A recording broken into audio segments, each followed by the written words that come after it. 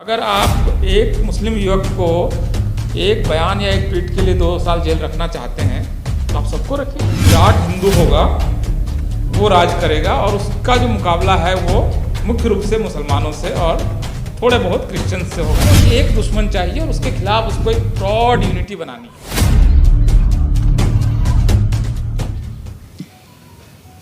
इस सभा के लिए मुझे जो आमंत्रण दिया गया, न्योता दिया गया कि इसमें मुझे बोलना है, तो मेरे दिमाग में एक साथ बहुत सारे सवाल खड़े हुए कि क्या बात की जाए। खास करके ऐसे समय में देखिए, एक प्रश्न तो बहुत स्पष्ट है कि इस बार की जो बहस है ये भारतीय गणराज्य के प्रधानमंत्री ने शुरू की है। ऐसा नहीं है कि पसमानदा की बहस कोई उन्होंने बीजेपी या आरएसएस से आई है। ये बहस बुनियादी तौर पर पसमानदा के अंदर से आई है और ये सवाल बहुत सारे और मोरल और पॉलिटिकल स्पेक्ट्रम से आते हैं, लेकिन इस बार वाली बहस तो वहाँ से आई है। इसलिए 2 तरह से इस पूरे मामले को मेरे ख्याल से अप्रोच करना चाहिए, क्योंकि भारतीय राजनीति का एक बहुत महत्वपूर्ण सवाल है पसमानदा का सवाल, और ये भारतीय राजनीति की दिशा को भी निर्धारित कर सकता है। ये कहते हुए मैं जिस ओर आपका ध्यान आकृष्ट करना चाहता हूँ ये कि इस समय की जो पॉलिटिक्स है, इस समय की जो राजनीति है, उसकी जो सेंट्रल थीम है वो हिंदू मुस्लिम बाइनरी है। और यहीं पर खड़ा होकर एक पॉलिटिकल पार्टी या एक विचार इस समय देश की सत्ता में है। जो बुनियादी तौर पर जो आइडिया है वो सावरकर का आइडिया है कि जो विराट हिंदू होगा वो राज करेगा और उसका जो मुकाबला है वो मुख्य रूप से मुसलमानों से और थोड़े बहुत क्रिश्चियन से होगा।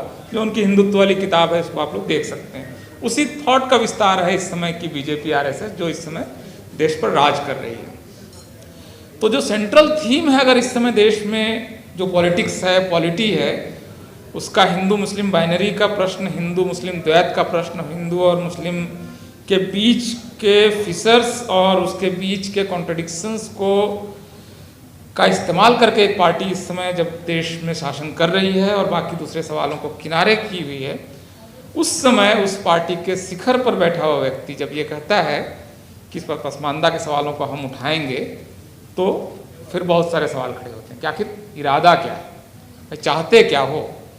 आपने ये वाली पॉलिटिक्स तो की नहीं थी। अभी तक तो आपकी पॉलिटिक्स थी कि जो जिनकी मातृभूमि पितृभूमि सब कुछ भारत है, जिनके धर्म का केंद्र भारत से ओरिजिन जिन धर्मों का भारत से हुआ है, जिनकी ये पुण्य भूमि भी है, वो भारतीय या हिंदू हैं, वो विराट हिंदू हैं। उसके बीच के आपसी कॉन्ट्रडिक्शंस को हम धीरे धीरे कम करेंगे। इसलिए आप देखेंगे कि सावरकर आश्चर्यजनक रूप से जिस समय गांधी मंदिर प्रवेश के समर्थन में नहीं थे, उस समय भी सावरकर दलितों के मंदिर प्रवेश की बात कर रहे थे। वो गाय वगैरह को लेकर कोई पवित्र विचार उनका नहीं है। मतलब सावरकर का हिंदुत्व तो बहुत अलग तरह का हिंदुत्व है। वो वाला हिंदुत्व है जो इस समय देश में शासन कर रहा है। इसको एक आदिवासी को राष्ट्रपति भवन पर बैठाने में भी समस्या नहीं है। वो 26 ओबीसी मिनिस्टर्स बनाने में भी उसको समस्या नहीं है। ओबीसी कमीशन को संवैधानिक दर्जा देने में भी प्रॉब्लम नहीं है। उसको एक दुश्मन चाहिए और उसके खिलाफ उसको एक ब्रॉड यूनिटी बनानी है। ये उसका फ्रेम है, ये इस समय की पॉलिटिक्स का फ्रेम है। तो ऐसे समय में अगर भारत के प्रधानमंत्री पसमानदा का सवाल उठा रहे हैं तो ये जानना बहुत ज़रूरी है कि वो क्या चाहते हैं, और यहाँ से आप अपनी वैचारिक जो भी जर्नी आप करना चाहें वो कर सकते हैं। देखिए, पसमानदा के सवाल को मैं 2 तरह से अप्रोच करता हूँ। एक तो मोरल क्वेश्चन है कि क्या हो, मतलब जो समाज किसी भी स्ट्रक्चर में, किसी भी रिलीजियस स्ट्रक्चर में पीछे रह गया, उसके साथ क्या होना चाहिए। जैसे मैं अगर इस हॉल में बैठे हुए सारे लोगों से ये कहूँ कि 200-250 लोग जो बैठे हुए हैं कि केक बंट रहा है, एक बड़ा सा केक है जो बंटना है, और उसको आप इस तरह से बांटिए जो आपके इंटरेस्ट में हो, लेकिन जो आपका हित हो, जो आपको सबसे बड़ा टुकड़ा चाहिए वो वैसा आप बांटें इसको, लेकिन आपको पता ना हो कि केक का कौन सा टुकड़ा आपको मिलेगा। तो इसमें हर व्यक्ति यही करेगा, हर कोई भी आदमी यही करेगा कि केक को बराबर बांटने की कोशिश करेगा ताकि उसको एक न्यायिक रूप से जो सही टुकड़ा है वो मिल जाए, क्योंकि उसको पता नहीं है कि अगर मैं बड़ा या छोटा बांटूं तो छोटा टुकड़ा अगर मेरे हिस्से आ गया था। कोई भी व्यक्ति, अगर आप छोटे 5-6 बच्चे के ग्रुप में भी अगर ये प्रयोग करेंगे तो आपको यही नतीजा मिलेगा। वही आपको बांटना है, रिसोर्सेज बांटने हैं, लेकिन आपको पता ही नहीं कि आप कौन है और कौन सा टुकड़ा आपके हिस्से आएगा, तो आप उसको न्यायिक बंटवारा करेंगे। तो मोरल क्वेश्चन तो यही है कि पसमानदा के साथ न्याय करने के लिए उस लोकेशन से सोचना पड़ेगा कि मैं पसमानदा हूँ, मैं ओबीसी हूँ, या मैं दलित हूँ, या मैं आदिवासी हूँ, रिसोर्स बंट रहे हैं, मुझे उसमें से कोई एक टुकड़ा मिल सकता है, कोई भी टुकड़ा मिल सकता है, तो मैं उसको एक न्याय करूँगा। तो मोरल तरीके से तो मुझे लगता है कि जो इस डॉक्यूमेंट में आया है, जो प्रश्न उठाए गए हैं, मैं उनसे पूरी तरह से सहमत हूँ। और इसको मैं इसलिए सही मानता हूँ क्योंकि मोरली वो सही क्वेश्चन है। जैसे कि SC के अंदर मुसलमानों की कुछ जातियों को शामिल करना एक मोरली सही क्वेश्चन है। उनके नौकरी का जो सवाल है उसमें प्राथमिकता का सवाल है, बिल्कुल मोरल क्वेश्चन है। बैंक लोन में उनको हिस्सा मिलना चाहिए, बिल्कुल मोरल और सही न्यायिक क्वेश्चन है। ये सारा कुछ होना चाहिए।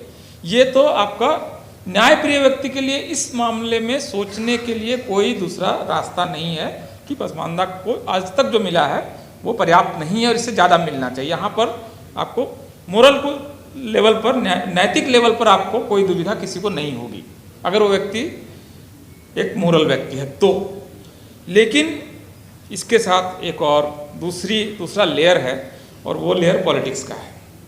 इसमें जब मैं इस प्रश्न को देखता हूँ तो मुझे लगता है कि अगर नरेंद्र मोदी जो पॉलिटिक्स कर रहे हैं, बीजेपी के जो पॉलिटिक्स कर रहे हैं, वो अगर पूरे मुस्लिम समुदाय पर हमलावर हैं, उनके अंदर की सुरक्षा की भावना को वो ख़त्म करते हैं, उनकी पॉलिटिक्स में एक व्यक्ति जो लिंचिंग करता है उसको माला पहनाया जा सकता है और उसके बावजूद वो केंद्रीय मंत्री बना रह सकता है, उनके प्रवक्ता बहुत अनाप शनाप बोलते हुए भी उनकी गिरफ्तारी नहीं होती है।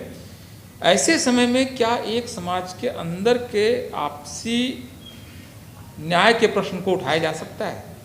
इसलिए मुझे लगता है कि नरेंद्र मोदी इस मामले में गंभीर नहीं है। अगर वो पसमानदा के सवालों को चाहते हैं कि न्याय हो, जो कि उनको चाहना चाहिए, भारत में एक ही प्रधानमंत्री होगा ना, अगर मैं उनसे नाराज़ भी हूँ, वोट नहीं भी दिया हूँ, तो एक ही प्रधानमंत्री है, न्याय तो उन्हीं को करना चाहिए, हम उन्हीं की तरफ देखेंगे, डिमांड उन्हीं से उठेगी।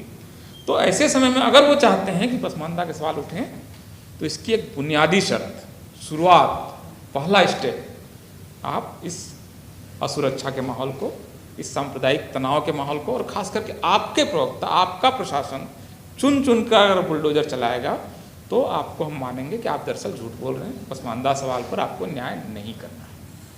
अगर आप सांप्रदायिक सौहार्द बनाने का जो आपका एक कॉन्स्टिट्यूशनल आप पर ओनस है, जिम्मेदारी है, उस बेसिक प्री रिक्विजिट को पूरा किए बगैर अगर आप चाह रहे हैं कि पसमानदा के सवालों को आप उठाएंगे और वहाँ से कुछ वोट ले लेंगे या मुसलमानों के अंदर मतभेद पैदा कर देंगे, तो ये नहीं होगा। जब बाहर से हमला होता है तो कोई भी कम्युनिटी, कोई भी कौम या कोई भी जाति एकजुट होती है और उस समय भूलती भी है कि हमारे ऊपर एक्चुअली शोषण या हमारा हक कौन मार रहा है। ये सवाल तब उठता है। ये शांति काल के प्रश्न है, ये शांति काल के प्रश्न हैं। और अगर प्रधानमंत्री सचमुच चाहते हैं कि पसमानदा के साथ न्याय हो, जो कि उनको चाहना चाहिए, तो उनको शुरुआती तौर पर एक घोषणा करनी चाहिए, या वो पार्टी के अंदर करें, वो RSS के जरिए करें, किसी भी तरह से करें, कि हम बहुत मुसलमानों को आपको एक्स्ट्रा कुछ देने वगैरह की जरूरत नहीं है, आप उसको एक समभाव रखें, बस इतना काफ़ी है कि भाई ठीक है, अगर आप बुलडोजर चला रहे हैं सब पे चलाइए ना। फिर अगर आप एक मुस्लिम युवक को एक बयान या एक ट्वीट के लिए 2 साल जेल रखना चाहते हैं तो आप सबको रखिए। अगर यही न्याय है तो न्याय कीजिए, एक्स्ट्रा कुछ डिमांड नहीं है।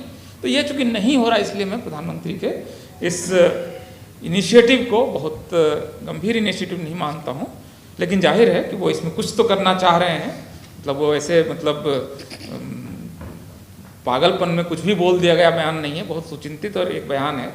वो निश्चित रूप से कोशिश कर रहे हैं कि क्योंकि हिंदू OBC के अंदर और हिंदू दलित जो हैं, जिसको दलित हिंदू दरअसल नहीं भी है, लेकिन अब आर्य समाज वगैरह के 100 साल के प्रयास के बाद वो हिंदू फोल्ड के अंदर है, उसके अंदर चूँकि कुछ मतभेद पैदा हुए हैं और वो अपने सवालों को लेकर ज़्यादा मुखर है, तो उनकी जो ब्रॉड हिंदू यूनिटी है उसमें कुछ क्रैक्स हैं।